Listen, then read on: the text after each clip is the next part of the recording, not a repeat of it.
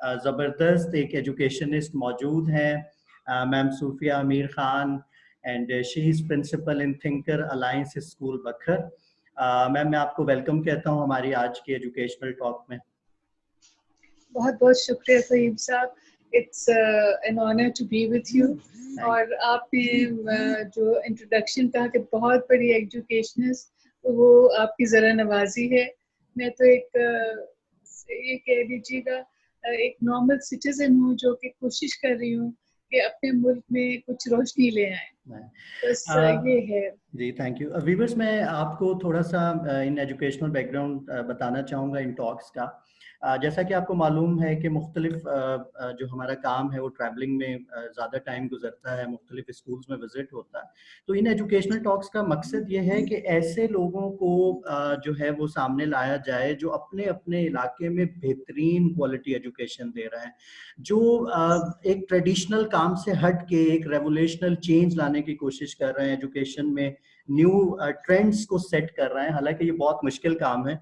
तो उसी टीम का हिस्सा जो है, उसी तरह के लोगों में मिस सूफिया अमीर भी शामिल हैं, क्योंकि मैं इनके स्कूल में जब एक ट्रेनिंग सेशन के लिए गया तो मुझे इनकी लीडरशिप का अंदाजा इनके स्टाफ से मिलके हुआ। हालांकि ये बड़ा दूर दराज इलाका है, हम कोई बहुत सिटी, बहुत मॉडर्न सिटी में नहीं, बिल्कुल एक वैसे एजुकेशन के हवाले से बखर सिटी जो है वो बहुत लिटरेसी रेट काफ़ी अच्छा है। लेकिन फिर भी जब इनकी टीचर्स से मेरी मुलाकात हुई तो मुझे अंदाज़ा हुआ कि इनकी जो लीडरशिप है, जो इनके प्रिंसिपल हैं, उन्होंने वाकई ही लोगों को बहुत ज़्यादा वेल ट्रेन्ड हैं और बहुत ज़्यादा मॉडर्न एजुकेशन को समझते हैं।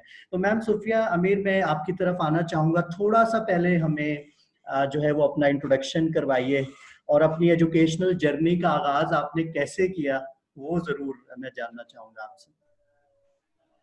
जो मेरी जर्नी एजुकेशन के हवाले से हुई, सबसे पहले तो ये कह सकते हैं कि जी when I had my children, और ये बड़ी कोई अनयूजुअल सी बात शायद मैं कर रही हूँ कि अपने बच्चों के साथ ये कैसे इंटरेस्ट पैदा हुआ। जब उनको सिखाना था और यानी प्री ईयर्स थे, तो बड़ी ही इंटरेस्टिंग थी, मेरी बहुत फैसिनेशन थी चाइल्ड डेवलपमेंट के साथ। और उसके बाद फिर जब वो स्कूल गए तो मुझे लगा कि मुझे भी स्कूल में ही बेहतर रहेगा पढ़ाना, because I love children. And I think probably जो मेरे इंटरव्यू का जो सबसे बड़ा क्वेश्चन था, या the reason they selected me was because I said I love children, I enjoy being with them, and उनको पढ़ाने में मुझे बड़ा मजा आता। सो शुरू मेरी यहाँ हुई, एंड वन कैन से मतलब 25 years ago Lahore grammar school में, लाहौर में, तो LGS में, तो that was the first job, and then I stayed there for about 18 years. तो मैंने वहाँ मतलब स्कूल टीचिंग से शुरू किया, और मुझे टीचिंग बहुत पसंद थी, मगर फिर साथ में स्कूल की कुछ ज़रूरियात थी। उन्होंने फिर मुझे टीचिंग कम एडमिन कर लिया, फिर टीचिंग कम एकेडमिक कोऑर्डिनेटर कर लिया, फिर टीचिंग कम वाइस प्रिंसिपल कर लिया। जैसे होता सब आई थिंक इसी तरह चलते हैं। तो इस तरह करते करते बट मेरा passion was always the children. ठीक है, एडमिन वर्क भी हो गया है, ये भी लीडरशिप का भी जिसको कहते हैं हो गया है, बट सबसे बड़ी जो मेरी खुशी की बात होती है वो है कि बच्चों के साथ इंटरेक्ट करना और वो चमक देखनी उनकी आंखों में, the light of discovery, when they discover something new, और जो खुशी उनकी होती है और जो इत्तेमाद उनको आता है कि ये हमने डिस्कवर किया, wow, that wow factor is really a big high for me। मुझे बहुत खुशी होती है उससे। जबरदस्ती। तो मैम ये कौन सा आपका कैंपस कौन सा था LGS का लाहौर में? 55 मेन कुलबर्ग जी, जिसको मिसेस नसरीन शाह का कैंपस था, है बल्कि, और उसको लोग नॉर्मली कबाना ब्रांच कहते हैं, जो कि हम जो LGS वाले हैं उससे रूट ब्रांच कहते हैं, क्योंकि मुझे भी इत्तेफाक हुआ है वहाँ पर मिसेस हाशमी और उनके वक्त में मैंने कुछ ट्रेनिंग सेशंस वहाँ किए हैं रूट ब्रांच में उर्दू के हवाले से। तो मैम अब मैं जानना ये चाहूँगा कि ज़ाहिर लाहौर और लाहौर से फिर बखर, मतलब एकदम से आप वहाँ कैसे चली गई और अपने वहाँ जो आपका स्कूल है थिंकर अलायंस, उसका भी थोड़ा सा तारुफ करवाइए व्यूअर्स को। जी, एक तो ये बात थी कि कई चीज़ें इकट्ठी हो गई, और मैं while I was teaching eight grammar, तो मुझे एक मेरी कलीग ने कहा कि मेरे बहनोई वहाँ स्कूल खोल रहे हैं और आपकी मदद की ज़रूरत है, थोड़ा आके गाइड कर दें। तो स्प्रिंग हॉलीडेज थी, तो मैंने कहा चलते हैं। अब मैंने क्यों कहा चलते हैं, बखर दूर है, मतलब एक देहाती इलाका है, क्योंकि मैं खुद एक देहाती इलाके से हूँ। मैं खुद एक सरगोदा के गांव से हूँ। जब हम छोटे थे तो हम 6 साल की उम्र पे बोर्डिंग में डाले गए, और मुझे वो उसकी कह लीजिएगा बोर्डिंग बहुत अच्छी एक ग्रूमिंग हो जाती है, मगर तकलीफ थी अपनी फैमिली को, अपने कजिन्स को, अपने मुआशरे को छोड़ने की तकलीफ थी। तो ये मुझे बहुत अच्छा लगा कि जी अच्छी तालीम का इंतज़ाम कोई करना चाहता है, एक जिसको मैं मतलब एक लेस डेवलप्ड इलाके में, less developed in certain veg, कई तरीके तो बहुत यानी स्पिरिचुअलिटी में, रिलीजन में, फैमिली की चीज़ों में बहुत माशाल्लाह जमे हुए हैं बखर वाले। बट जहाँ के कंटेम्प्रेरी एजुकेशन की चीज़ थी, वहाँ ज़रा कुछ कमी थी, जहाँ की उनकी ख्वाहिश थी ये करनी है। तो the reason I went, firstly मतलब मैं बहुत कंफर्टेबल हूँ देहाती इलाकों में भी, शहरों में भी। तो मेरे तो दोनों ही घर है ना, तो मुझे अजनबियत नहीं लगती उधर जाने के लिए। थिंकर्स अलायंस के हवाले से जी मैं बताऊं तो थिंकर्स अलायंस एक यूनिक कॉम्बिनेशन था of people which intrigued me, कि आप वहाँ थे 3 families were Pathan families and 2 families were Muhajir families, जिन्होंने मिल के ये स्कूल शुरू किया। जब ये देखूं कि Pathan and Muhajir, and you know कि पाकिस्तान में बाकी इलाकों में क्या हो रहा है, कितना नफसा नफसी और कितनी लड़ाई है, और मतलब आप देखें कि कराची में कितनी ट्रेजिक हालात रहे हैं। तो जब ये मैंने देखा कि ये देखिए, they can join together for mutual purpose, चाहे इनके कल्चर्स अलग हैं, चाहे इनके बैकग्राउंड्स अलग हैं, चाहे मतलब एक सोशल होता है कि जी पठान जो है वो महाजरीन को इतना अच्छा नहीं समझते, और महाजरीन जो है वो पठानों को इतना अच्छा नहीं समझते, यानी एक ट्रेडिशनल चीज है। मगर ये लोग एक दूसरे की इज्जत करते हैं, एक दूसरे को अच्छा समझते हैं, एक दूसरे से कोऑपरेट करने के लिए तैयार है। And I think one of the greatest bonding factors इनके लिए था कि ये इकट्ठे मस्जिद में जाते थे। So it was in a way the Islamic part that had brought them together. और फिर उन्होंने उस चीज को एक इकोनॉमिक चीज भी बना लिया जो मुआशरे के लिए अच्छी हो। तो I had actually just before that attended a meeting, literally festival पे गई थी कराची। एनाटोल लीवन की किताब थी, पाकिस्तान के हवाले से, Pakistan a tough place, a tough country. तो उसमें उन्होंने खसूसन पाकिस्तान का प्रॉब्लम बताया हुआ था, वन ऑफ द प्रॉब्लम्स, कि जो रूरल टू अर्बन माइग्रेशन है, this is causing a lot of lack of accountability, lack of belonging, lack of let's say anarchy सी नजर आ रही थी शहरों में, कि बहुत, तो उसका भी असर था। यानी ये सब कुछ एक वक्त पे आ गया कि मेरी फ्रेंड ने मुझे बुला लिया, वो एक बड़ी बुक थी जो कि मुझे उसने इंस्पायर किया। मेरी बचपन की एक दुखन थी कि जी घर छोड़ के पढ़ाई के लिए 6 साल की उम्र पे बोर्डिंग में जाने की जरूरत नहीं होनी चाहिए, बेसिक जरूरत है ये, हर घर की जरूरत है, अच्छी पढ़ाई एट द डोर स्टेप होनी चाहिए। ये मेरी जो ख्वाहिश थी। हाँ जी, क्वालिटी एजुकेशन। बिल्कुल। मैम आपका माशाल्लाह से बहुत ज़्यादा एक्सपीरियंस है इस एजुकेशन फील्ड में, तो बेसिकली आप हमसे ये शेयर कीजिए कि आपको क्या लगता है कि कौन सा एरिया सबसे ज़्यादा important, I think thinker alliance pre school से लेकर और मैट्रिक और ओ लेवल्स तक का स्कूल है।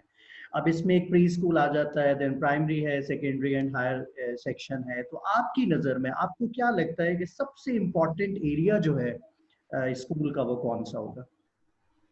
देखिए जी, ये एरिया आप यूं भी देख सकते हैं कि कौन सा एज ग्रुप, अगर एज ग्रुप के हवाले से करें तो सबसे पहले जो प्ले ग्रुप है, मैं कहूँगी बुनियाद वहाँ से है, रिलेशनशिप विद स्कूल वहाँ से है, रिलेशनशिप विद टीचर्स वहाँ से बनता है, relationship with studies and learning and each other वहाँ से बनता है। तो ये कहूँगी कि प्राइमरी इम्पोर्टेंस की क्लास है जिसको हम लोग अमूमन तौर पे नेगलेक्ट कर रहा होता है। हाँ जी, निगलेक्ट कर देते हैं। But having said that, that doesn't mean कि कोई भी कम है। हाउ कैन यू से कि एक बच्चा सिर्फ इम्पोर्टेंट है? तो क्या टीनेज में कितने तूफान आते हैं, टीनेजर्स को हैंडल करना, उनको वो रिस्पेक्ट देनी, उनको वो ऑटोनॉमी भी देनी और उनके लिए इंस्पिरेशनल होना। तो वो, और उस वक्त में जब उनको नींद भी ज्यादा आ रही होती है, डे ड्रीम भी ज्यादा कर रहे होते हैं और साथ में ऊपर से 9वीं 10वीं के इम्तिहान पर होते हैं, तो उनकी हैंडलिंग जो है, और अगर वही teachers let's say junior school में कई होती है कि देर वर्सेटाइल एनफ की जूनियर भी में भी है और सब्जेक्ट स्पेशलिस्ट सीनियर में भी हो जाते हैं, तो कहीं दिक्कत भी आ जाती है कि एक ये तो बच्चा मैंने बड़ा अपने हाथों में किया हुआ है, पर अब रोल चेंज हो जाता है। तो वो रोल चेंज करना पड़ता है, एडिशनल रिस्पेक्ट देनी पड़ती है, बट फाउंडेशन घर की हो या कि तालीम की हो, फाउंडेशन को निगलेक्ट बिल्कुल नहीं कर सकते।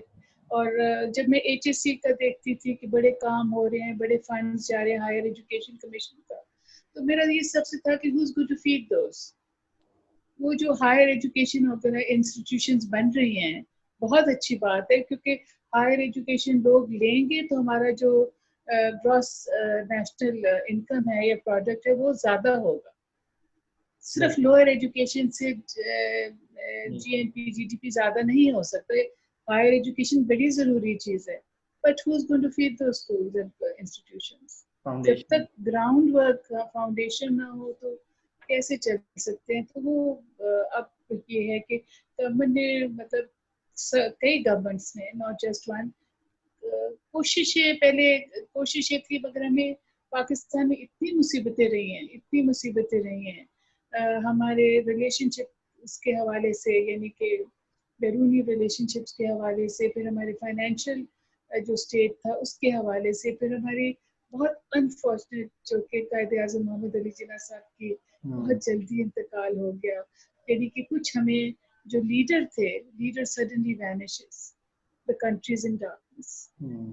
जज्बा है, आता कुछ भी नहीं, बिल्कुल रोशनी दिखाने वाला कोई नहीं। तो हम बहुत दुखी, यानी कि नेशन हो गए कि हमें पता ही नहीं था कहाँ जाना है, कौन सा रास्ता, कोई एक तरफ कहता है, कोई दूसरी तरफ कहता है, तो बड़ा मिक्सअप से हम लोग हो गए।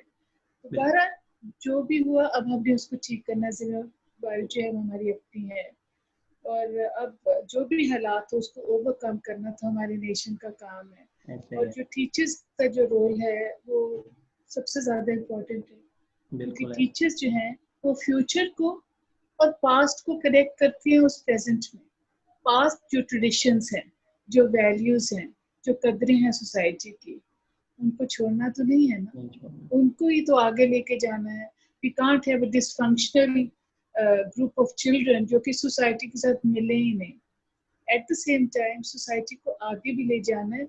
ये जो बच्चे कल के बच्चे हैं, आज के बच्चे नहीं हैं, जो हम बच्चे तैयार कर रहे हैं, ये तो आने वाली कल पे फ्यूचरिस्टिक होना है। तो उसके लिए how prepared are the teachers? Question is how prepared are the teachers to handle the futuristic element? Traditional element तो उसी मुआशरे की हैं, वो आता है उन्हें, तो वो तो कन्वे कर देंगी और इंटरनलाइज भी हो जाएगा, उनके बिहेवियर में भी रिफ्लेक्ट करेगा। बट आगे का जो करना है, जब तक के कोई और विजन ना हो जो कि थोड़ा सा आगे, और वो विजन आई कांट से कि जी कोई और आके दे, it has to be a mutually accepted vision, it has to belong, there has to be ownership for that.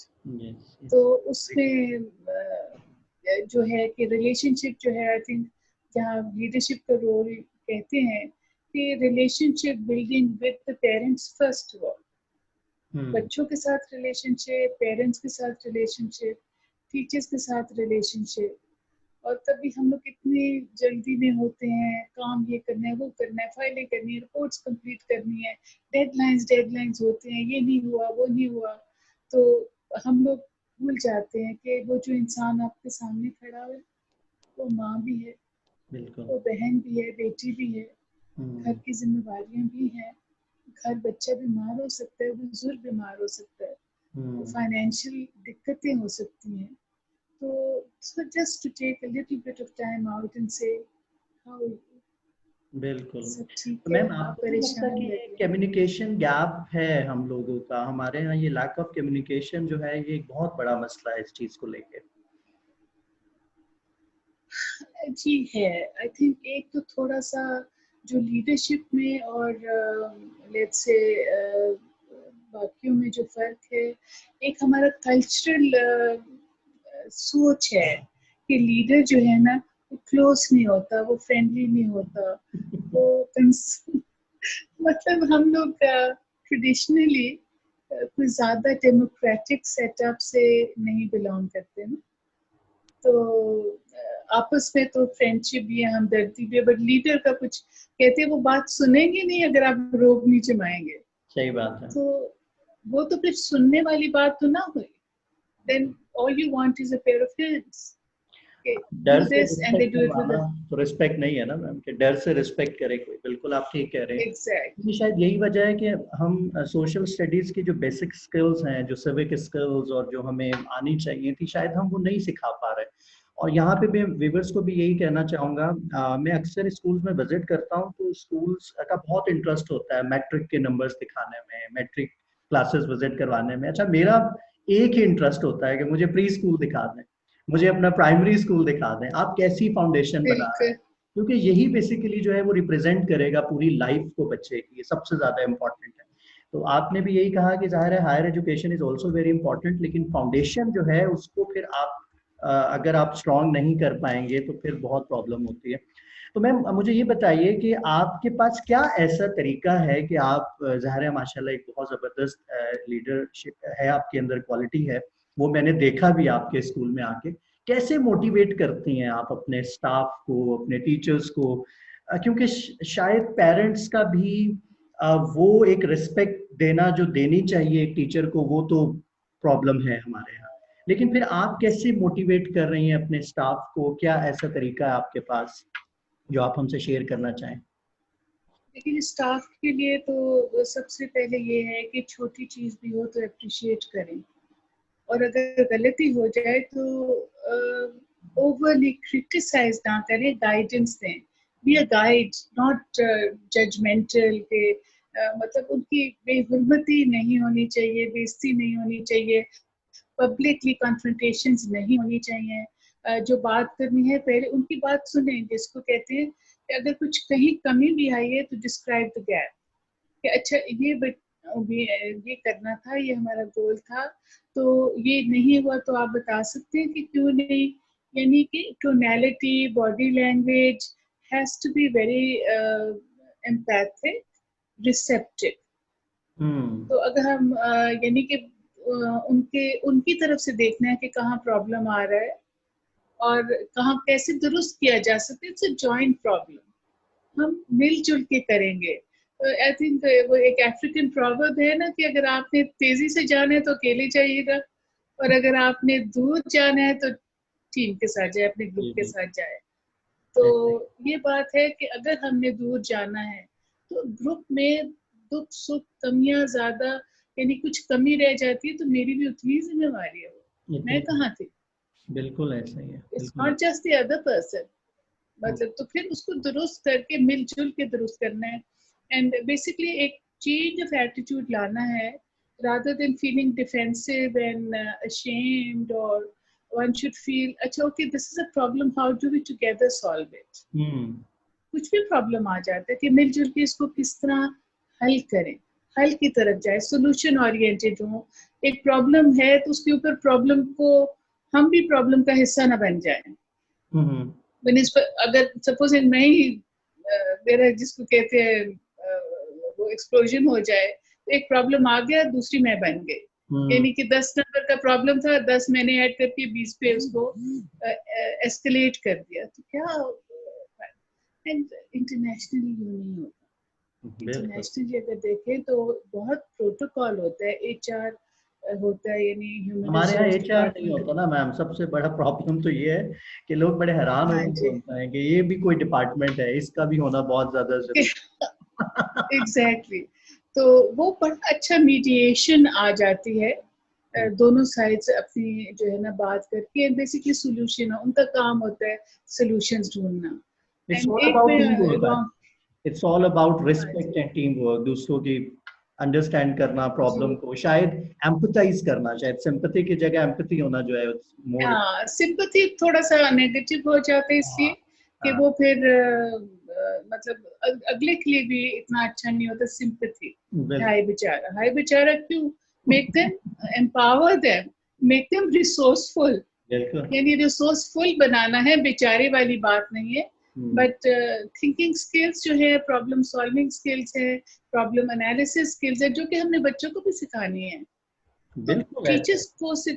Teachers को भी उसी तरह ही है। And remember, nobody is useless, so everybody has some strength. Maybe if we haven't found a particular strength, then we should look for other strengths. अभी जैसे वो हम लोग कहते हैं ना कि हमारा एजुकेशन सिस्टम इस तरह है कि एक ही टेस्ट देते थे, मछली को भी, बिल्ली को भी, और जज परिंदे भी को एक ही भी। तरह कर रहा था, बिल्कुल। हाँ जी। तो they can't, the fish can't climb up a tree, बिल्कुल। but that doesn't mean a fish is useless. Fish के अपने बड़े हैं, उनको to find the right thing, और फिर उनको फिर स्किल बिल्डिंग भी बड़ी इम्पोर्टेंट है जी। क्योंकि अभी हमारा जो लोकल कल्चर है उसमें समझते हैं कि सिफारिश से होगा काम। तो हम्म, सिफारिश, क्योंकि ये हमारी कुछ ट्रेडिशन में आ रहे हैं ना बिल्कुल ऐसे ही है। जी। तो सिफारिश की जगह अगर हम लोग जैसे कहते these are the skills you need, and हम लोग फिर ये करते हैं कि जी अगर बाकी उनकी, तो हम लोग स्कूल में रिसोर्स बना देते हैं कि hmm, these 3 people are your resource people for this particular skill. For example, हम लोग जब अखर गए तो कंप्यूटर चलाना नहीं आता था किसी को, ओन ही नहीं करते थे। पढ़ा भी हुआ था, किसी ने डिग्रीज भी ली हुई थी कंप्यूटर में, पूरी पूरी डिग्रीज थी स्किल।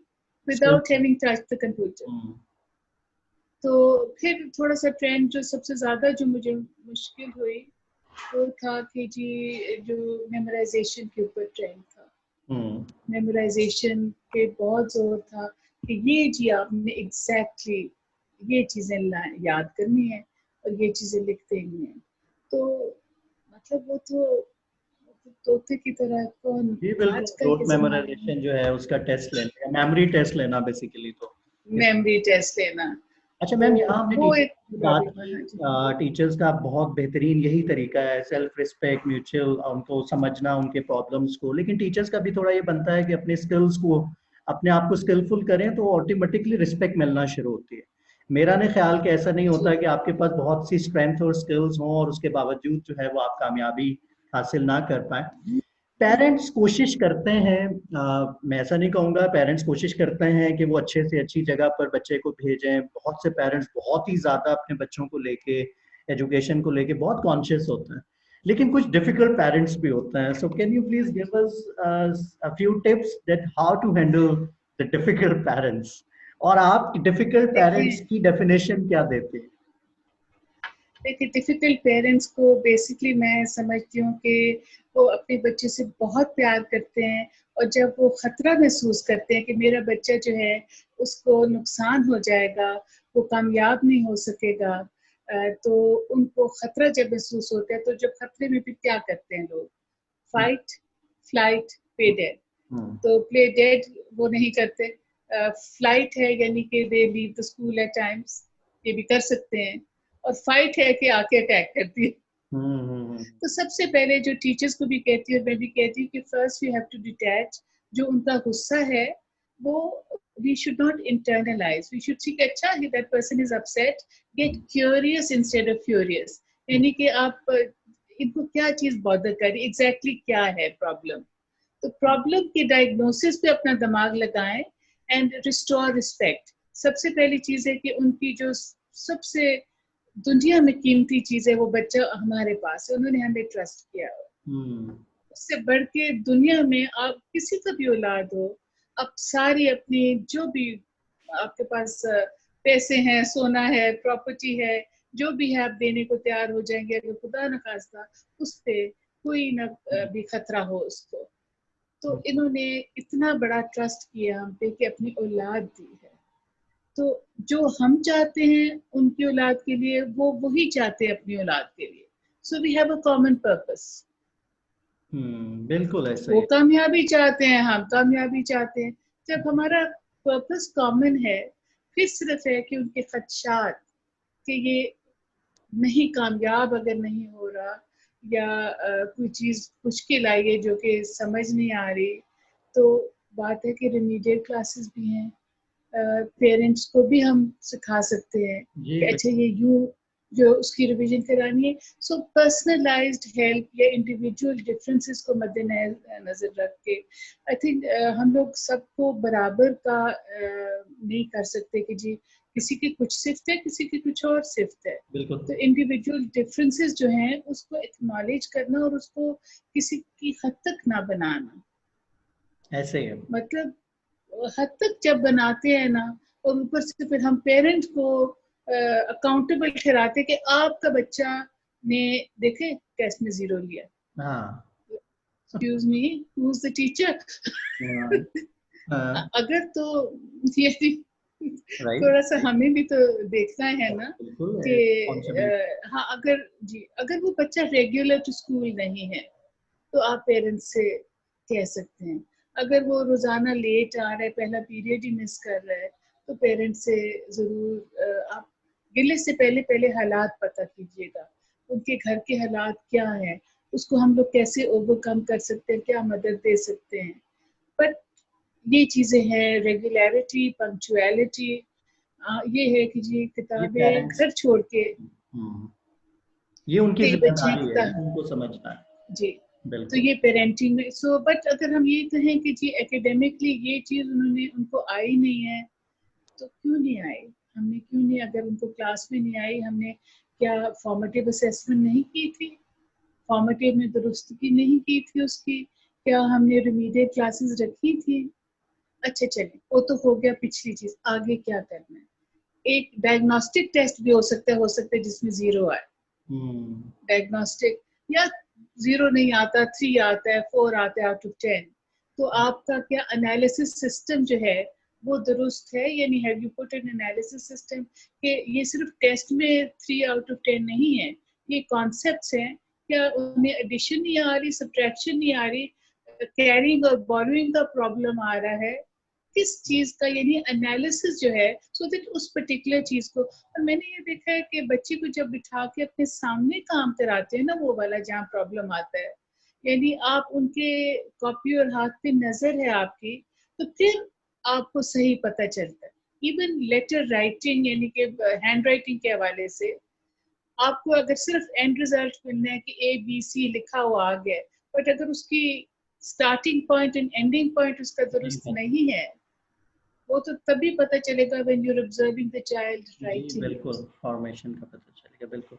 अच्छा, यहाँ पर मैं क्योंकि जाहिर है आपके स्टाफ के साथ भी इंटरेक्शन हुआ मेरा, और मुझे हैरत एक और हुई बहुत कि आप लोगों ने जब पेरेंट्स का सेशन रखा तो मैं बिल्कुल फील नहीं कर पाया कि ये टीचर्स हैं या पेरेंट्स इतना डिसिप्लिन कि when I enter in the hall और हमने उनसे बात करनी थी, तो ये आपने कैसे इतनी जबरदस्त बॉन्डिंग जो है वो पेरेंट्स के साथ बनाई हुई है? बहुत पेशेंस, बहुत काम, बड़े सुकून से सुनना, और आपको हर मतलब जो आप फैसला कर रहे हैं एजुकेशन को लेके तो आपको पूरा सपोर्ट करना, तो ये कैसे आप इस लेवल तक पहुंच पाई हैं पेरेंट्स के साथ?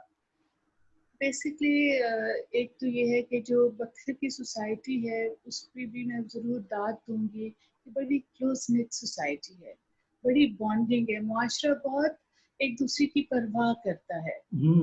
ये बहुत ही अच्छी चीज़ है क्योंकि मुझे अब इतना वो अपना घर लगता है, हालांकि I am away from home, मगर इतनी बॉन्डिंग है कि इतनी मोहब्बत, इतनी केयरिंग।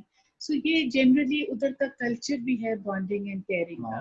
उसके अलावा सिर्फ ये चीज़ है, उनकी मोस्ट प्रेशियस चीज़ उसकी हम कदर करें। तो अच्छा, पेरेंट टीचर मीटिंग के हवाले से मैं इसमें बात कर लूँ कि टीचर्स की ट्रेनिंग में शामिल है कि आप जब कमेंट लिखते हो या फिर पेरेंट टीचर मीटिंग करते हो, तो जब तक कि आपने 3 तारीफें बच्चे की ना की हो, जेन्युइन जेन्युइन हम्म एप्रिसिएशन, हम्म आप 3 वो लिखेंगे और फिर एक हैंडलेबल, जो भी आपका, यानी अगर 4 चीजें उसमें खराब है मगर उस वक्त में 3 यानी एक जो सबसे इम्पोर्टेंट है, सपोज उन्हें मैथ नहीं आ रहा है, इंग्लिश नहीं आ रहा है, अगर वो रेगुलर हो जाए तो आ जाएगा। हाँ Suppose, so you have to choose the most important area of concern or area of improvement. बिल्कुल। एंड सबसे पहले आप तारीफ करें, और जेन्युइन तारीफ जो आपके दिल से हो, जो आपने ऑब्जर्व की हो, जिसका आप एविडेंस दे सकें। हम्म ये सरसरी जो होती है ना, ब्लैंकेट, वैसे तो बहुत अच्छा है मगर ये नहीं, वैसे तो बहुत अच्छा, क्या है, पेरेंट सुनना चाहता है, बच्चा सुनना चाहता है, मेरे में क्या चाहिए। हम्म माशाल्लाह रेगुलर बहुत हैं, पंक्चुअल बहुत हैं, बहुत पोलाइट हैं, इनकी दोस्ती सबसे है। कभी इन्होंने बहुत यानी कि चीजें होती हैं उसमें, इन्होंने हमेशा किताबें लेकर आते हैं, अपना काम टाइम पे शुरू करते हैं। हाँ जी, इस वक्त में इंग्लिश में ठीक चल रहा है, उर्दू भी ठीक चल रहा है, इस्लामिया तो माशाल्लाह बहुत अच्छा है, इन्होंने ये सूरत भी याद कर ली, ये दुआएं इन्होंने याद की हुई हैं। सिर्फ ये प्रॉब्लम इस वक्त जो है कि इनकी हैंड राइटिंग फॉर्मेशन जो है ना, उस पर काम होने वाला है। अच्छा, फिर उस पर आप देख सकते हैं कि जी क्या जो स्पेस है, स्लांट है, लेटर फॉर्मेशन है, यानी लाइंस की उसकी पे, तो उसको भी एनालाइज किया होगा तो बात करेंगे ना। जनरली आप कहते हैं हैंड राइटिंग खराब है तो पेरेंट तो टीचर है नहीं, वो क्या करे। एंड फिर आप उनके साथ ही आप सीखे, अच्छा आई विल डू दिस, मैं ये करूंगी, क्या आप ये कर सकते हैं, यानी कि मैं वर्कशीट दे दूंगी और मैं इनको 10 मिनट्स ब्रेक में, अगर आप बुरा ना मनाए तो मैं इन्हें ट्रीट भी दे दूंगी, 10 मिनट्स में थोड़ी सी प्रैक्टिस करा लूंगी। सारी ब्रेक नहीं खत्म करेंगे, बट हाफ ले लेंगे थोड़े दिनों के लिए, जब तक इतनी इम्प्रूवमेंट नहीं हो जाती। एंड जब हम ब्रेक लेते हैं फॉर सम इम्प्रूवमेंट, तो हमें ये जरूर ख्याल करना है कि हमने बच्चे की साइड पर होके हमने लेना है। We are not there to punish the child. Not being able to do something, not having a skill is not punishable. बिल्कुल राइट, एग्री। ये भी एक ट्रेडिशनल कॉन्सेप्ट है कि अगर आता नहीं है, तकलीफ दो तो आ जाएगा, but that doesn't happen.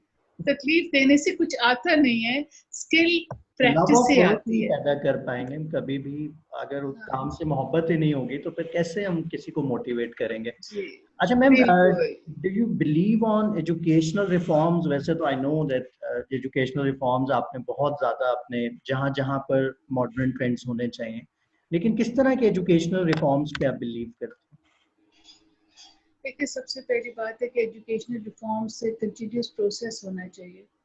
And because जो इस वक्त नॉलेज बेस है वो बहुत तेजी से बढ़ रही है, चेंजेस इतनी जल्दी तेजी, दुनिया बदल रही है कि रिफॉर्म्स के बगैर तो हम कहीं नहीं जा सकते, और हमारे तो हुए ही नहीं, हैं? यानी हमारे तो हाँ बहुत देर। बट इस वक्त की जो पोजीशन है, जो एजुकेशनल जो दुखन है, वो ये है कि हमारी जो नेशन है वो 2 या 3 हिस्सों में बट चुकी है। टोटली डिफरेंट हाईवेज पे हम जा रहे हैं, और वो जो टोटली डिफरेंट हाईवेज हैं, हमारा नेशन जो है वो एक रास्ता नहीं रहा, वो स्कैटर्ड। है स्कैटर्ड है, एक रास्ता नहीं है, नेशन नहीं है, एक दूसरे के ऊपर ट्रस्ट नहीं है, एक दूसरे के लिए रिस्पेक्ट नहीं है, तो फिर ऐसे नेशन ही। कैसे होंगे। हमारा हमारा इस वक्त मुल्क खतरे में है। हम्म माफ करना, मैं डराने की बात नहीं करना चाह रही, मगर जब तक कि हम लोग कुछ इकट्ठा नहीं करते अपने सब लोगों को, तो एजुकेशन है जो कि माइंड चेंजिंग है, सोच बदलने वाली चीज है एजुकेशन। तो जो सोच इकट्ठी करनी है तो एजुकेशनल रिफॉर्म तो आना है, बट अब ये बात है कि एग्जैक्टली व्हाट इज मीनिंगफुल, क्या मतलब जो कई मिसकंसेप्शन भी बहुत सारी चल रही हैं। जी। मैं आई एम ऑल, अच्छा मैं पहले बता दूं कि I am all for teaching primary schools के अपनी जबान में सबसे ज्यादा बेहतर समझ आती है। ठीक है, बाइलिंगुअल कर लें अगर कहीं कर सकते हैं, सो दैट उन्हें कॉन्सेप्ट्स की भी समझ आ जाए और exposure to major international language भी होता चला जाए। इंग्लिश कह ले या कि एनी अदर इंटरनेशनल, इंग्लिश हमारी कुछ जरा मुल्क में बेस है रादर देन फ्रेंच और यू नो पोर्चुगीज, तो वो करने की जरूरत नहीं है। वन फॉरेन लैंग्वेज तो आनी चाहिए, बिल्कुल आनी चाहिए। और हम जी अब उस फॉरेन लैंग्वेज को, इंटरनेशनल लैंग्वेज सबसे इम्पोर्टेंट बात मुझे तो ये लगता है कि अगर प्लैनेट अर्थ की ऑफिशियल लैंग्वेज की बात हो तो इज इंग्लिश। मतलब अगर हम इस ऑफिशियल लैंग्वेज की, अगर हम प्लैनेट अर्थ की बात करें, बहरहाल ये भी लैंग्वेज है, इम्पोर्टेंट है इंटेलिजेंस के लिए भी।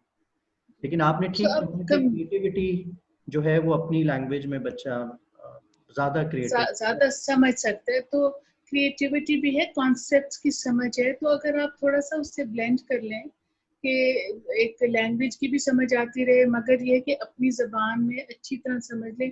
बट मैंने एक और सवाल अपने आप से पूछा कि जब उर्दू मीडियम थी पढ़ाई, जब सरकारी स्कूलों की पढ़ाई उर्दू मीडियम थी, तो क्या ग्रेजुएट्स कॉन्सेप्ट बेस्ड निकल रहे थे? राइट। तो इस सवाल ने फिर मुझे कहा कि it's not just the language, it is the way we teach. हमारी जो एक्टिविटी बेस्ड कॉन्सेप्ट बेस्ड पढ़ाई नहीं है, हम लोग अभी भी मेमोरी बेस्ड पे जो चल रहे हैं, इसकी वजह से जौन सी भी जबान हम इस्तेमाल करेंगे, हमारा प्रॉब्लम वही रह जाएगा unless we become concept based. अब ये है कि अगर जैसे आपने अपनी वीडियोस शुरू की हैं बनाने, अगर वहाँ कॉन्सेप्ट बन जाए, यानी कि एक चीज देखिएगा कि कॉन्सेप्ट हमें मास्टर ट्रेनर से आ जाए, टीचर्स को कॉन्सेप्ट मास्टर ट्रेनर वीडियो से आ जाए, और टीचर जो है फैसिलिटेटर हो जाए, यानी जो एक्टिविटी करानी है, एक तो टीचर को भी कॉन्सेप्ट की अच्छी समझ आ जाएगी जब वो वीडियोस 2-3 दफा सुन लेंगी। मैं देहात की टीचर्स की बात कर रही हूँ, नॉट पर्टिकुलरली थिंकर्स अलायंस, मतलब बलूचिस्तान की कह लीजिएगा, किसी देहात की कह लीजिएगा, जहाँ इतना एक्सपोजर नहीं है, इंटरनेट आया तो वो सिर्फ मज़ाहिया टिकटॉक के हद तक आया है, यानी कि as such browsing for information अभी नहीं है। तो वो उनके लिए अगर मतलब वीडियोस कॉन्सेप्ट की बन जाए, साथ में एक्टिविटी का बन जाए कि ये आपने एक्टिविटी करानी है, ये आपने ऑब्जर्व करना है, ये आपने तब भी अभी तक हमारा 60% एजुकेशन नहीं हो सका। हमारा sustainable development goal for education 4 जो है ST4, 60% हम नहीं रीच कर सके। और एजुकेशन की जो डेफिनेशन है पाकिस्तानी, तो वो भी आपको मतलब बहुत basic, it does not include any thinking skills. जी बिल्कुल ऐसे ही है। तो थिंकिंग स्किल्स के अलावा हम आगे नहीं बढ़ सकता। मैं तो समझता हूँ मैम, अगर हम 12 साल तक बच्चे को 3 स्किल्स पे भी ट्रेन करते हैं, एक प्रॉब्लम सॉल्विंग सबसे इम्पोर्टेंट, मुझे लगता है हमारे बच्चे अच्छे प्रॉब्लम सॉल्वर नहीं है। जरा सा प्रेशर डालें आप, बच्चे गिव अप कर देते हैं। बच्चे 1 2 3 4 दफा ट्राई करके, ये बहुत बड़ा प्रॉब्लम हो रहा है। हम problem solving skill, analytical skills और क्रिटिकल थिंकिंग, अगर हम इन 3 के ऊपर भी काम कर लें तो शायद वो जो आप बात कर रहे हैं ना कॉन्सेप्चुअल स्टडीज की, अल्लाह करे कि हम इस नंबर गेम से निकलें। और इसके लिए हमें पेरेंट्स की बहुत हेल्प चाहिए। जब तक पेरेंट्स इस कंपटीशन को खत्म नहीं करेंगे, शायद स्कूल नहीं कर पाएगा। स्कूल को बोर्ड लगाना ही लगाना है बाहर के, हमारे बच्चों ने इतने अच्छे नंबर ले लिए, क्योंकि पेरेंट्स को देखना ही वो बोर्ड है। उन्होंने उनके कैरेक्टर एजुकेशन, उनकी कॉन्सेप्चुअल एजुकेशन, क्रिएटिविटी, उसको तो कोई नंबर देती ही नहीं है हमारी सोसाइटी।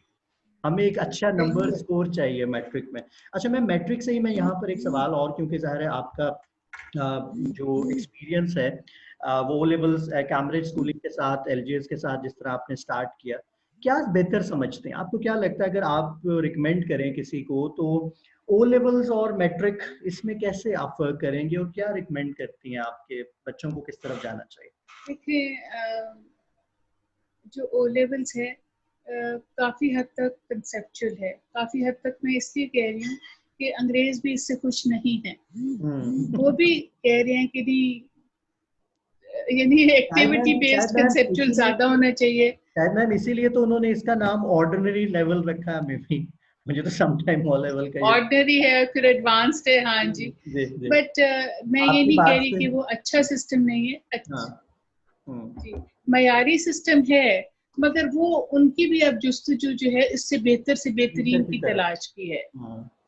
और जी अब बात यह आ जाती है कि हम लोग जो मैट्रिक है, मैट्रिक में क्या खराबी है? मैट्रिक में अव्वल मेमोरी बेस्ड है, हम एग्जामिनेशन सिस्टम चेंज करते हैं, ठीक है। हमें चेंज करना है, हमने मैट्रिक को इम्प्रूव करना है। ओ लेवल्स की किताबें कौन अफोर्ड कर सकते हैं? माफ कीजिएगा, मैं 4% की बात नहीं कर रही पाकिस्तानियों की, मैं सबकी बात कर रही हूँ कि जब सबने पढ़ना है तो ओ लेवल्स की किताबों का सेट कितने लोग अफोर्ड कर सकते हैं? जहाँ बच्चे 5 हैं सपोजिंग घर में, तो क्या 7,000 8,000 पर सेट कौन दे सकता है? तो फिर अगर फिर वही होगी, डायकोटमी हो जाएगी। एक वो होंगे जो अफोर्ड करके वो किताबें पढ़ रहे हैं, दूसरी जो है वो मतलब मेट्रिकुलेशन वाली वो भी सिर्फ रट्टे से पढ़ रहे हैं। तो we need to improve our matriculation system. Yes, हमें ये है कि हमें एक से ज्यादा किताब की इजाजत जरूर होनी चाहिए। एक किताब से पढ़ना तो रट्टे मारने वाली बात इंकरेज करती है ना जी। बिल्कुल ऐसे ही है। तो ये बिल्कुल ये रेफरेंस की किताबें देखनी पढ़नी, ये तो हमें लाइब्रेरीज में अवेलेबल करें, ई लाइब्रेरीज में अवेलेबल करें, हो जाएंगी। मतलब ये आई थिंक हमारा ट्रेंड अब बदल गया है। काश के पहले बदल जाता, मगर अब जी काश की आवाज जो होती है वो रिग्रेट की आवाज होती है, तकलीफ देती है, but it also propels us towards a better future.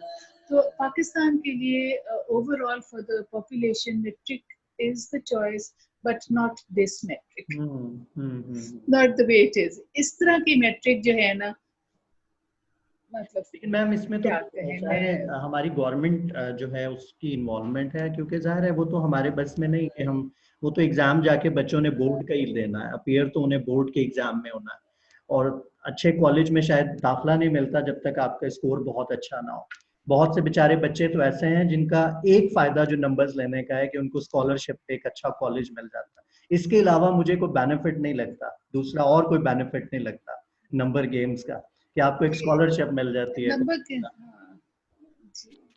और एक्चुअली लेट्स से अब ये कह सकते हैं कि गवर्नमेंट को भी तो फिर किसने चेंज करना है?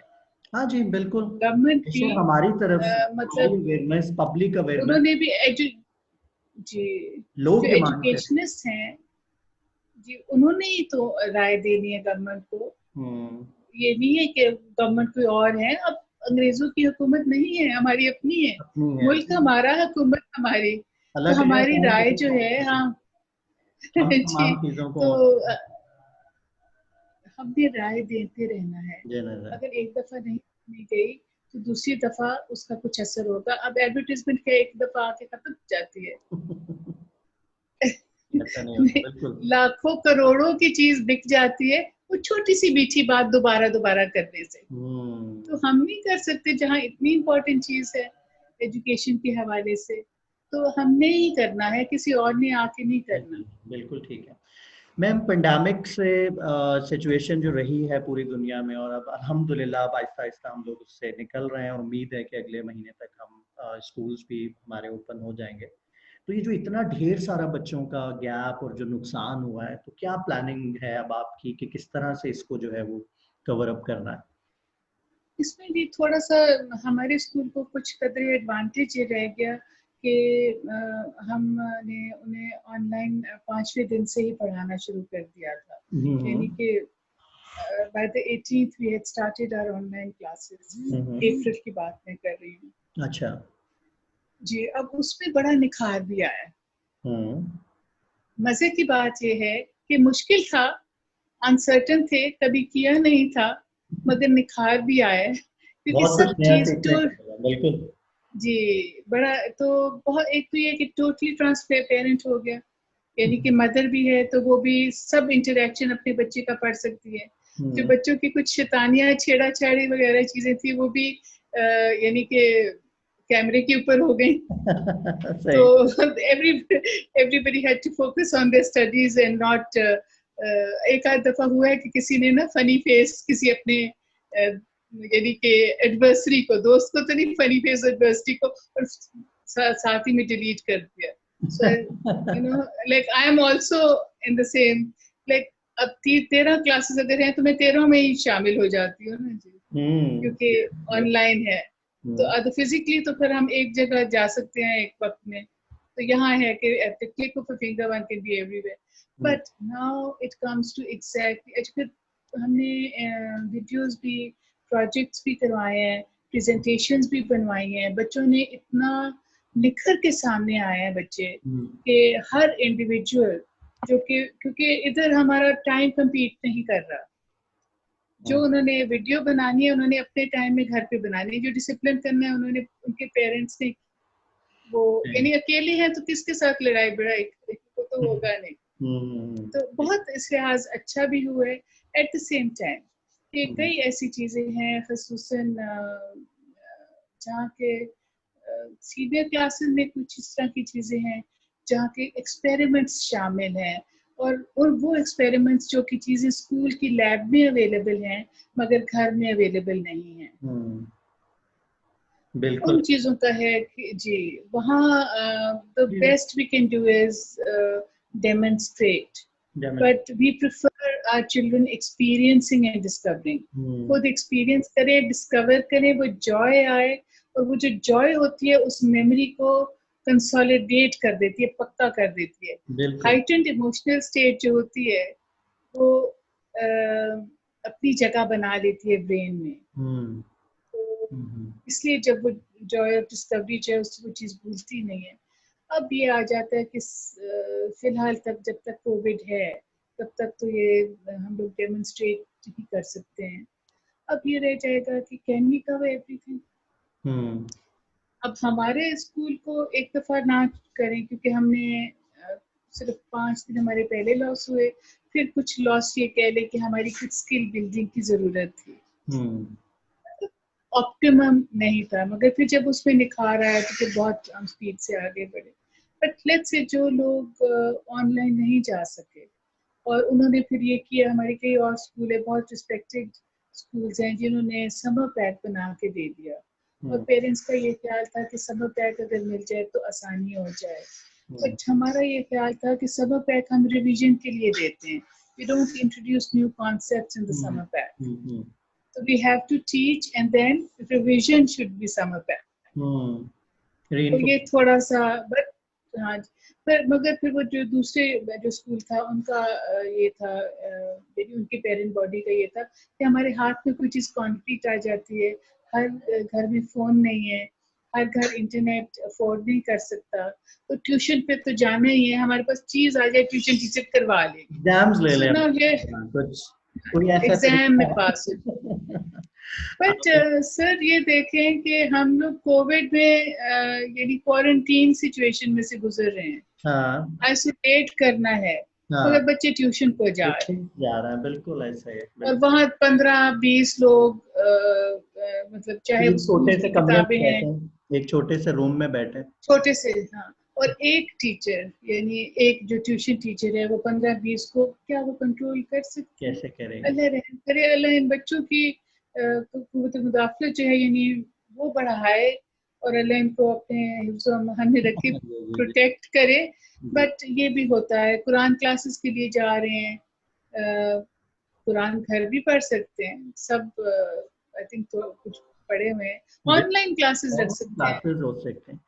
अब आप देखें हम लोग, मेरा ख्याल है ये 100 किलोमीटर का जो एक डिस्टेंस है, we are not feeling like कोई इसमें प्रॉब्लम है, वी आर टॉकिंग, और मतलब ऑनलाइन से हम बहुत फायदा उठा सकते हैं। हमें इसको अब समझना होगा कि वक्त के साथ साथ हमें अपने आप को, चेंज शायद थोड़ा मुश्किल मरहला होता है, चेंज इतना आसान नहीं होता। हमेशा मुश्किल होता है, चेंज हमेशा मुश्किल होता है। मैं वैसे अपनी पेरेंट बॉडी को मैं बहुत ग्रेटफुल हूँ और दाद देती हूँ कि उन्होंने इतना ट्रस्ट किया और एफर्ट किया, और उन्होंने ये चेंज अपने में लाए, और उन्होंने अच्छी तरह पार्टिसिपेट किया।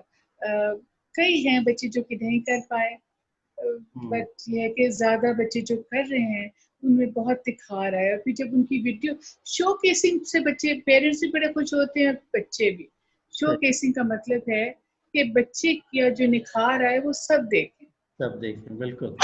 तो उसमें जो वीडियोस हैं वो हम लोग मतलब यूट्यूब पे भी डालना, फेसबुक पे भी डालना, और ग्रुप्स में फिर शेयर भी कर देना, तो वो बड़े खुश होते हैं उससे। होनी भी चाहिए, it's a way of appreciating, validating the child. बिल्कुल कि बिल्कुल। ये उसने किया है तो सब उसकी जो मेटल है उसको माने। तो बहरहाल जो है, we'll have to be a little selective. हमें किसी सब्जेक्ट को कम करना पड़ेगा, मैथ हम कम कर नहीं सकते। हाँ जी, मतलब साइंस, और जी मैथ, जी लैंग्वेज, ये जी, साइंस सब्जेक्ट मैथ और लैंग्वेज ये करना, तो फिर हमें कुछ कुछ कुछ चीजें सब्जेक्ट्स में ऑल्टरनेटिव से आप लेकर जा सकते हैं, कोई इशू नहीं है उसमें। जी अच्छा जी, जो बखर से सुनने वाले लोग हैं इस वक्त, मैं ये समझता हूँ कि बहुत लकी हैं आप लोग कि वहाँ पर एक इस तरह का एक सेटअप मौजूद है जो मॉडर्न ट्रेंड्स ऑफ एजुकेशन पे काम भी कर रहा है। और मैं पर्सनली, क्योंकि मैंने स्कूल को विजिट किया, ट्रेनिंग का भी इत्तेफाक हुआ, तो बहुत खूबसूरत इन्वायरमेंट है। और हर जगह पर मेरा तो दिल करता है कि इसी तरह के लोग मौजूद हों जो इतना दर्द दिल भी रखें, जो बच्चों के लिए इतना ज़्यादा जो है वो सोचते भी हों। तो ma'am, I am really thankful, आपने टाइम दिया, और इंशाल्लाह जल्दी आपसे लाइव जो है वो मुलाकात भी होगी इंशाल्लाह, जैसे ये सिलसिला कोविड का जो है वो इंशाल्लाह हम इससे निकलते हैं। तो इंशाल्लाह आपके स्कूल में पर्सनली विजिट भी करना चाहूँगा दोबारा से। और लास्ट फाइनल जो एक बात है, जैसा कि आप जानती हैं कि हमने डिफरेंट वीडियोस बनाने का सिलसिला हमने भी मार्च के लास्ट वीक से ही स्टार्ट कर दिया था, काफ़ी हमें भी उसके लिए काम करना पड़ा। तो ये वीडियोस जो आपको आ रही हैं, क्या वो हेल्पफुल साबित हो रही हैं कि हम प्रीयर 1 से लेकर ग्रेड 5 तक जो वीडियोस तमाम सेंड कर रहे हैं? जी जी, वो जो जहाँ जहाँ हम आपकी बुक्स यूज कर रहे हैं, यानी कि ईस्ट की बुक्स यूज कर रहे हैं, दे हम्म आर वेरी यूजफुल, हम्म बहुत ही यूजफुल है, बड़ी अच्छी बनी हुई है। उनका जो पीछे से बैकग्राउंड वगैरह है वो भी है, हम्म टेक्स्ट भी नजर आता है, हम्म, और एक्सप्लेनेशन भी है। और मैं आपकी टीचर्स की दाद देती हूँ कि कैमरे के सामने बोलना हाँ जी। कोई आसान चीज नहीं है, बहुत मुश्किल चीज है। और हम्म वो भी रिकॉर्ड होना, इट्स नॉट कि सिर्फ चलो यानी डायरेक्ट कॉल है, वीडियो कॉल है तो फिर भी बात हो जाती है, बट वो इतनी सी एक छोटी सी डेसिबल पॉइंट वाली छोटी सी भी कुछ एक्सप्रेशन में या लफ्ज में गलती आ जाए तो that's there forever, and it's rebound by everybody. तो यस। बड़ा एक करेज चाहिए, एक कंफर्टेबिलिटी विद सेल्फ चाहिए, और एक acceptance of our own humanity चाहिए कि हम अगर गलती कर लेते हैं तो उसको आगे आगे दुरुस्त भी कर लेते हैं, इतनी कोई बड़ी बात नहीं है। बिल्कुल। कंफर्टेबल, बट हाँ जी, सो ये आपकी टीचर की ट्रेनिंग पे मैं दाद देती हूँ इस चीज में, and it's an excellent idea. इसी वक्त में जो मेरा लेटेस्ट सब्जेक्ट जो मैं पढ़ रही थी, that was on distance education in addition to non formal. पर डिस्टेंस एजुकेशन के अलावा पाकिस्तान के लिए there is no way forward, we have to incorporate distance education. और आपने जो ये बनानी शुरू की, ये बुनियाद है। गवर्नमेंट ने भी ट्राई किया है, तालीम घर है, तालीमाबाद है, उन्होंने भी वीडियोस बनाए हैं और बहुत अच्छे माशाल्लाह से बनाए हैं। they've started work। आपका ये है कि रेगुलर है, ज्यादा है, तो ये this is what Pakistan needs. कि एक आप इस खान एकेडमी का सुना होगा, जी जी, सलमान इट्स सलमान खान जी। तो उन्होंने जब शुरू की अपनी बात, तो उनकी कजन्स आके पता करते थे, उनसे पूछते थे भाई ये समझा दे, भाई वो समझा दे। तो वन डे से बच्चे मैं वीडियो बना के यूट्यूब पे क्यों ना लगा दूं। तो after that his cousins were very happy कि क्यों मैं ज्यादा बेहतर समझाता हूँ वीडियो से। कहते हैं नहीं, समझाते तो आप वैसे भी बेहतर है, वी कैन रिवाइंड यू, हाँ वी बिल्कुल। Can rewind you and we can share you. हाँ तो जब फ्रेंड्स को भी शेयर हो जाता है, वो भी वो सुनते हैं, वो ग्रुप सिनर्जी बन जाती है। एक टीचर ने क्लासरूम में बात की तो वो तो वहां रह गई, बट अगर वीडियो बन जाती है तो बहुत फिर वो शेयर जबरदस्त भी हो पॉइंट है जाती आपका, बिल्कुल। We can rewind you and we can share you, ये बहुत अच्छी है। बात वी है। Can rewind. जबरदस्त चीज। तो आज इसी तरह से ये आपकी नज़र से गुजरा होगा 180 सेकंड्स का एक आइडिया जो मैंने इनिशिएटिव लिया था जी कि शायद ज्यादा लंबा लंबा लोग नहीं सुनना चाहते, तो जितने गलत और आम चीजें हैं और जो बड़े कॉन्फिडेंस से हम करवाए चले जा रहे हैं पिछले 70 साल से, तो उसमें कोशिश की है कि वो एक अच्छे तरीके से लोगों को वो मैसेज कन्वे किया जाए। और हमें कभी भी सीखने में ये बहुत प्रॉब्लम इम्पोर्टेंट है, किसी भी वक्त ये अपने आप बहुत इम्पोर्टेंट है जी। जी क्योंकि पहले आपने मतलब बेसिकली डिफरेंट एजेस के हवाले से भी बात की थी, अभी आप रिसेंटली आपने सॉलिड शेप्स यानी कि 3D शेप्स की और 1D टू एब्स्ट्रैक्ट का जो कॉन्सेप्ट है 2D शेप्स के हवाले से बात की। और ये जो है ना बहुत अच्छी, यूजफुल, इम्पोर्टेंट है। और जब मैं टीचर से ये शेयर करती हूँ तो हमेशा अप्रिसिएशन आती है। और ये जब हम पेरेंट्स से शेयर करते हैं तो उन्हें पता चल जाता है कि अच्छा क्यों, ऐसे। why is this different from what we were previously doing? Yes. पहले तो हम लोग करते थे स्क्वायर रेक्टेंगल, अब आप सर्कल। कहते हैं कि जी क्यूब, क्यूबॉइड आप करना चाह रहे हैं और क्यूब करना चाह रहे हैं, तो ये क्यों? तो और मैम क्यों का जवाब बआसानी उनको मिल जाता है। 90% स्कूल्स अभी भी ऐसा ही कर रहे हैं। हमें हम बहुत बदलने की जरूरत है, हमें बहुत ज्यादा नॉलेज शेयरिंग की जरूरत है और हमें एक्सेप्टेंस की जरूरत है। हम लोगों को ये चाहिए कि हम एक दूसरे से सीखते रहें। सीखना तो मतलब लाइफ आपकी इसी तरह ही गुजरनी चाहिए। आप एक दूसरे से बहुत ज्यादा लर्न करता है, लर्निंग कभी स्टॉप नहीं होनी चाहिए। मैम सुफिया मीर खान, बहुत मजा आया आपसे बातचीत करने का। एंड अगेन मैं आपका बहुत शुक्रिया अदा करूंगा कि आपने टाइम निकाला। कोई मैसेज लास्ट में देना चाहें सोसाइटी को, सुनने वालों को? बस ये मेरा मैसेज होगा कि बच्चों को सबसे पहले जो उनकी जो परवरिश है पेरेंट्स के हवाले से, मैं परवरिश के हवाले से ज़रूर बात करूँगी कि धुतकारा ना करें बच्चों को। उसका ये भी नहीं मतलब कि जी हम लोग स्पॉइल करें, यानी कि उनको चीज़ें लेके हम देते हैं, पहले हम गुस्सा होते हैं फिर उन्हें चीज़ें लेकर देते हैं, तो ये चीज़ ठीक नहीं। मुनासबत से कम्युनिकेशन करें, उन्हें अपनी अहमियत का और उन्हें अपने रोल्स का यानी रिस्पॉन्सिबिलिटीज़ का एहसास होना चाहिए। और सबसे बड़ी चीज़ है नर्चरिंग। नर्चर करना पेरेंट्स का काम है। मैं उनसे रिक्वेस्ट करूँगी जी कि नर्चरिंग करें, कि जब मुश्किल वक्त आए तो बच्चा जो है उससे गिर ना जाए, किसी डिप्रेशन में ना नाकामयाब चला ना जाए, किसी मतलब वो कोई, ये बहुत अच्छी आपने बात की, बहुत खूबसूरत मैसेज है ये तमाम लोगों के लिए। उसके ओके लिए मैम एक जी, ऑल द बेस्ट। और एक जी। पर्टिकुलर चीज थी उसके हवाले से कि अगर बच्चे को आप 3 या 4 दफा यस कहते हो, अच्छा बच्चे ये ले लो, अच्छा बच्चे मैं कर देती हूँ, तो एक दफा ना भी बिला वजह सुनने की बच्चे को आदत होनी चाहिए, होनी चाहिए।